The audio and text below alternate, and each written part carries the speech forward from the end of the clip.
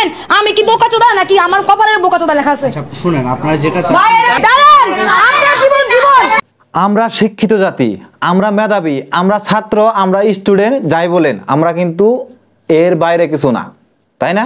থানায় আর্মিকে থানা থেকে বের করো। আচ্ছা বাবা আছে এখানে তাহলে আমরা এগুলো আমরা কি দেখতেছি দুনিয়ায় ভাই? শেখ হাসিনা চলে গেছে ভাই, শেখ হাসিনা স্বৈরাচারী, শেখ হাসিনা ভালো না, কিন্তু শেখ হাসিনার গদি ফালাই দিয়ে আমরা এখন শিক্ষিত, আমরা মেধাবী জাতি, এখন আমরা গদিতে বসে গেছি। আমরা দিব, আপনি মারবেন। পাবলিক আপনি মারবেন। আমরা দিব গায়ে হাত, আপনি মারবেন আমাদের। তাহলে এই জাতি কোন থেকে, কোন গ্রহ থেকে আসলো আমি বুঝতে পারছি না ভাই। এরা কোন গ্রহ থেকে আসে ভাই? ভিডিওটা আমি যতক্ষণ দেখছি আমার মনে যে কি কইছে ভাই, আমি ধৈর্যের সীমা ছাড়াই গেছিলাম এই ভিডিওটা আমি যতক্ষণ না দেখছি।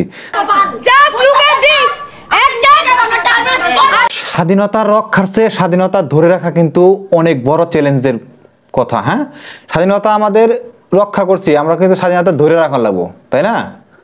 এখন এই কিছু অশ্লীল ছাত্রদের জন্য, এরা কিন্তু ছাত্র না, এরা কিন্তু হোটেলে, বিভিন্ন হোটেলে থাকে।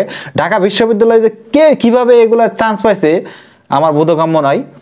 এরকম শত শত হাজার হাজার স্টুডেন্ট আছে ঢাকা বিশ্ববিদ্যালয়ে, এরা কিন্তু ইয়াবা সেবন করে, গাঞ্জা খায়, ওপেনে কিন্তু সিগারেট বিড়ি খায়। এগুলা কিন্তু আমরা ঢাকা বিশ্ববিদ্যালয়ে রাস্তাতে হাঁটাচলা করলে আমরা দেখতে পাই। এগুলার মধ্যে এই মহিলা ছিল একজন।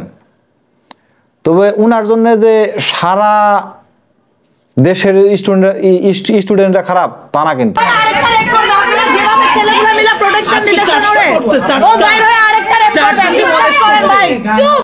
ইনি কিন্তু মহিলা না, পুরুষও না। ইনি কি যে আল্লাহ পাক ভালো জানে। একজন মহিলা বা পুরুষের এই ধরনের কথাবার্তার সাইজ থাকে না।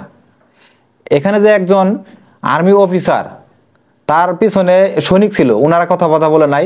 এই অফিসার যে এতবার বুঝাইতেছে, কথাগুলো বুঝাইতেছে, তারপরেও কিন্তু এই মহিলা কোনোভাবেই বুঝতে চেষ্টা করতেছে না।